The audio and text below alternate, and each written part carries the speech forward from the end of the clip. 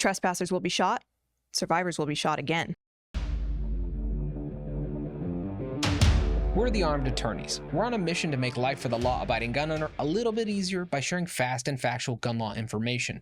Today, we're talking about those satirical and funny, two-way self-defense signs. You see them on cars, you see them posted in front of houses, and how they could affect you if you were ever forced to defend yourself.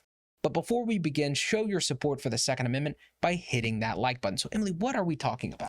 Signs, bumper stickers, you see them all the time. We don't call 911.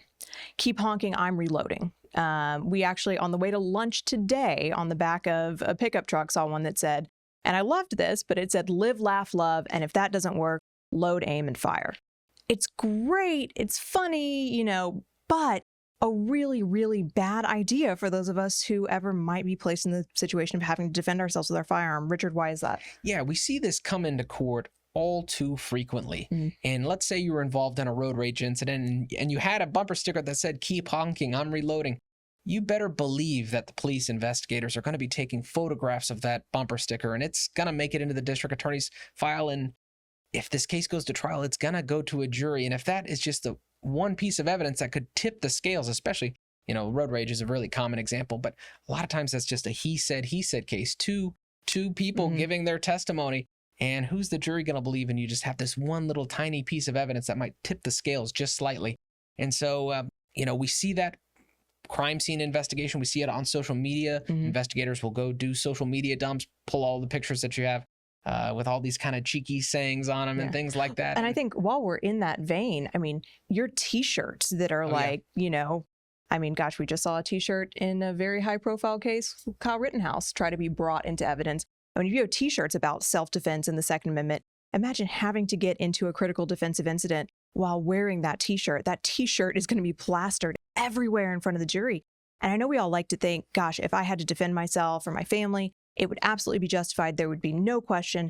And unfortunately, and Richard and I see hundreds of these cases a year, it is almost never cut and dried. Your self-defense incident never plays out in the way you think, oh gosh, I would only ever do it in this circumstance and everyone's going to know I did the right thing. It never happens that way. Yeah, and what I like to think or tell clients is, if you wouldn't be comfortable with a state's exhibit sticker being placed on that sign or bumper sticker or T-shirt and it admitted in front of a jury, then you might want to hit the brakes as far as, actually using it, placing the bumper sticker on your car or wearing the shirt. So, you never know how this stuff is going to shake out. But that brings us to our pro tip of the day. And there is one sign that we do recommend people use. And what is that, Emily? You can't get yourself in trouble with a no trespassing sign. Very generic. Also, it's great. In most jurisdictions, it's going to take what could be a civil trespass, turn it immediately into a criminal trespass because they've been warned. So, you don't have to warn them again before they can be arrested for being on your property. Those no trespassing signs, they can't get you in trouble and they're very useful. Well, we hope you found this information helpful. If you did, consider subscribing and liking this video and help us fight the anti-2A algorithm by sharing this video. And please, as always, question and comment below. Until next time, we're the Armed Attorneys.